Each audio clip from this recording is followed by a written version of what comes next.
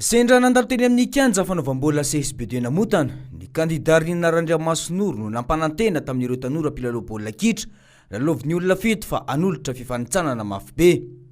Ny Alahady fa 10 volana novambra teo no nanaovana ny lalao famaranana. Ny firaisan-kina no tazana teny amin'ireo mpilalao.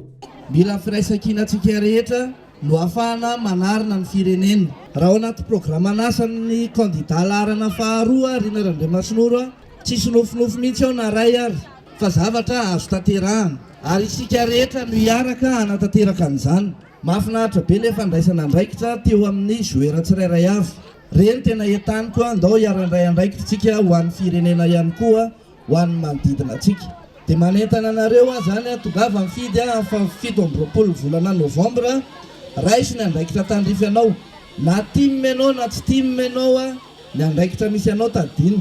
Fa mila tonga saintsika indrindra tsika vahoaka madinika. Velom-pisaorana ny kandida Rina Randriamasinoro ny tanora eto Tsinamotana. Noho izao fikarakarana manokana ny tanora eny antoerana izao.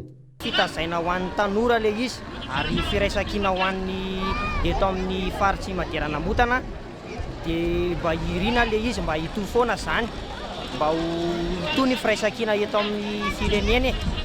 Manentana antsika tanora rehetra ny vahoaka Antananarivo renivohitra mba hifidy any kandida Rina izay tanora eto amin'ny tanàna Antananarivo mba hifidy anazy ny 27 novambra ho avy izao. Fa tsara ny zavatra ataony Rina mba hitohy manjakizay. Ekipa 40 no nandray anjara tamin'ny fifanitsanana ity.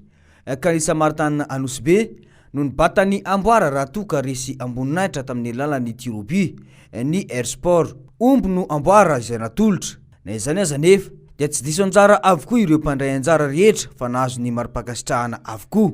Tahaka izany ihany koa ny tanora sy ny mpitia baolina kitra teny Tsaraonenana. Voromaro ny mponina, nanotrona ny lalao fifanitsanana. No mafisy ny kandida Rina Randriamasinoro fa zava-dehibe aminy fifampitazana indrindra fa ny fanehoan'ny samy tanora ny firaisan-kina ao anatin'ny lalao tahaka ireny ka isan'ny manosika azy ikarakara hetsika toy izao. Klub Bavalo no mandray anjara ka omby ihany koa no amboara teto ho an'izay mivoaka ho mpandresy. Tsy ny fotoana ny fampielezan-kevitra izao ihany no anaovana hetsika fanitsanana isam-pokotany toy izao hoy ny kandida Rina Randriamasinoro fa hitohy hatrandry mba ho fifampitazana eo amin'ny samy tanora.